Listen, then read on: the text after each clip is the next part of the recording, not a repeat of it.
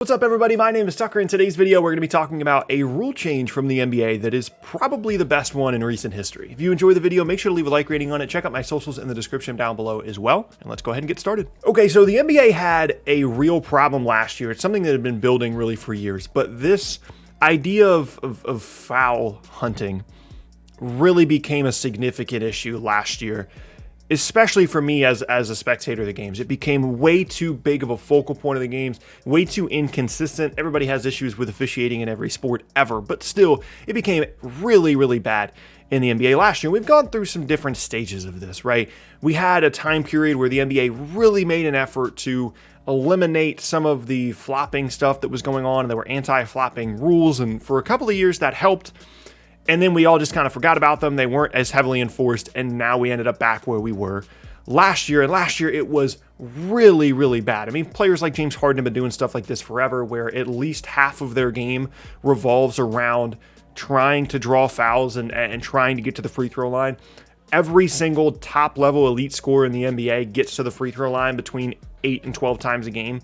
But certain guys took it way too far, and it really negatively impacted the product of the game. And for the longest time, my stance was, well, it's the player's job to be good at basketball, however that's defined, and it's the official's job to not be fooled by these guys trying to flop for foul calls. And the refs needed to be better at their job trying to institute the rules properly. Whereas if the players are going to be allowed to get away with flopping and trying to draw foul calls in unique ways, that's their job. They're paid to be very good at basketball, and if that helps them score points, then that's what they're supposed to be doing. However, it got so bad last year that my stance on that started to change, where I was like, we need some significant rule changes and adjustments to preserve the quality of these games, because whether it be regular season or postseason didn't matter. There was way too much of the game that revolved around just trying to get a foul call rather than actually playing basketball. And I think the turning point for me last year, I was kind of fed up with it during the year, but then when I watched Olympic basketball, it was very, very clear to me that having a little bit of the physicality added back into the game, in addition to the games just being better officiated, was much, much better, specifically as it relates to these guys hunting for fouls. There are other rule changes that we're going to talk about a little bit later that I would like to see instituted that are still an issue, even in international basketball. However, when the game was more about how can you actually, score the ball without hunting for fouls, it was a much, much better product. And that was the turning point for me, where I was like, man, the product in the NBA from a spectating standpoint, when the officiating becomes such a big part of it, is actually not that great in comparison to what I'm watching here internationally. And I talked about this a bit last year with the Trae Young video, where it became way too much of a focal point for these players. Great players, incredibly skilled guys, but it became rewarded time after time after time, where it was like, this is the most efficient thing I can do every time down the floor, is hope that someone runs into me or make it look like they did and get a foul call. And it got to the point where some changes need to be made. And so as a result, the league did make some changes, and thankfully it's working. And that's what we're going to talk about in this video. So the biggest one is something that we've seen instituted in the preseason, and it's been called correctly most of the time. It has been an issue for at least 4 and 5 years. And that is the one where, a guy's running out at you, you pump fake, they jump, and then you fly forward like 4 feet in the air to create contact with a player that is jumping straight up in the air to contest, and you are jumping into them. Players have this like muscle memory to do this because they've been doing it for 3 and 4 years. And so it's still happening. In the preseason, we've seen it multiple times, guys like Russell Westbrook, Steph Curry, and they're not calling it. And it's fantastic. They're not rewarding guys with free throws for jumping into someone else's space. And it's an incredible step in the right direction. And I actually can't describe to you how weirdly excited I am about the fact that this is something that is not only being instituted, they talked about it in the offseason, but is being instituted and officiated properly. And that brought up in my mind some other ones that I would love to see changed.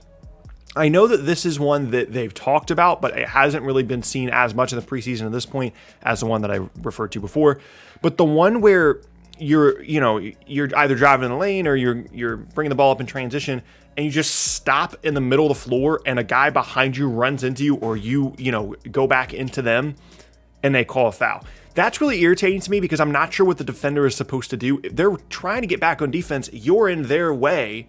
And yes, you're allowed to have your spot on the floor, but you're also impeding their ability to run and get back on defense. Are they supposed to run 4 feet to the left and right of you and have this protective bubble around you when you're running in transition? I don't like if you stop and the guy behind you has a couple of steps where they could move and they run into you. Okay, that's fine. That's a foul. But the one where you stop, the Chris Paul thing, the Trae Young thing, where you stop in the middle of the lane and you jump back into them on a jump shot, or you step back into them and then you just fall over, irritates me. Get rid of it. I don't want to see it. It's not basketball. It's not a real thing. The next one that is wildly irritating, both international and NBA basketball, is the take foul in transition. This should never, ever be a thing. It just shouldn't. It happens where, it happens a lot more now because we shoot a lot more threes. There's a lot more long rebounds. Guys get out in transition, and it's a 3-on-1. There's one guy, and they just sprint at the guy with the ball and smack him, and they call a foul, and there's no repercussion. It's just a regular foul. You take the ball side out, even though the other team did all the proper basketball things to get a stop, get the rebound, run through their lanes in transition, and there's one guy back on defense, and he can just take a foul, and that's it. There's nothing happens. It goes against not only an entertaining basketball product, but it goes against having guys actually play basketball, and it's just not fun. Just don't allow it to be in the game. If a guy takes a foul that is clearly supposed to prevent a team from running in transition, then give the team that got fouled 2 free throws and the basketball, and then nobody will do it ever anymore. They won't just take a foul to prevent 2 points, because they're going to be giving up 2 points or two attempts at 2 points, and then you give them the basketball as well. I hate it. It's irritating. Nobody likes it. Nobody enjoys it. Just have the focus be on actually playing basketball, please. And then the last one that I don't know how to actually fix this one, but it still irritates me. It happens all the time late in games, or when the other team is, really applying some pressure defense. The ball handler, loses the ball or fumbles it, or they pick it up in a bad spot, and the guy is swiping at the ball, and the ball handler just grabs their face and acts like they got smacked in the face. Whether they did or not, sometimes they actually do. But even if the guy doesn't come remotely close to their face, they just grab their face and they're like, fall over and lose the basketball. And at that point, the ref is like, well, I have to call the foul. The guy got smacked in the face. 95% of the time, nobody touched the player, and they just throw the basketball on the floor and fall over and get rewarded with a foul call. I don't know how to fix that, because I don't want you to have to review every single time a guy grabs his face on a basketball floor. But that one, maybe even more than any of these other ones, irritates me, because the other team is doing what they're supposed to do basketball-wise. They're pressuring the player. A foul has not been called. The other guy feels like a foul should have been called. He just grabs his face, falls over, and loses the thing that you should never just voluntarily let go of, that being the basketball. Really, really irritates me. And that's my point. Like, and I'm sure most other people want to see some of the best athletes in the entire world play basketball, not play how best can I get fouled, how best can I trick everybody else into rewarding me with 2 free points, because most players at this level of basketball are incredible free throw shooters. It's basically 2 free points, and it's going to require some adjustment from the players. We've already seen that in the preseason, where it's just such muscle memory for these guys to create fouls in different ways. But I would much, much rather, even if it requires an adjustment from these guys, to put that pressure on them to adjust their games to actually playing basketball again, rather than just playing to draw fouls. And I'm hoping that not only is this rule change that we're talking about in the beginning of this video something that continues to be instituted properly, but I'm hoping that the league continues to look at more things like this to just create a better basketball product. Because as much as I love the player movement and all the offseason stuff and the trades and how exciting and interesting the NBA is on a daily basis, there are times when I'm watching a regular season game and I'm wondering, is this the best basketball product we can be putting out there? These guys are incredibly talented, and the shot making has never been at a higher level in NBA history.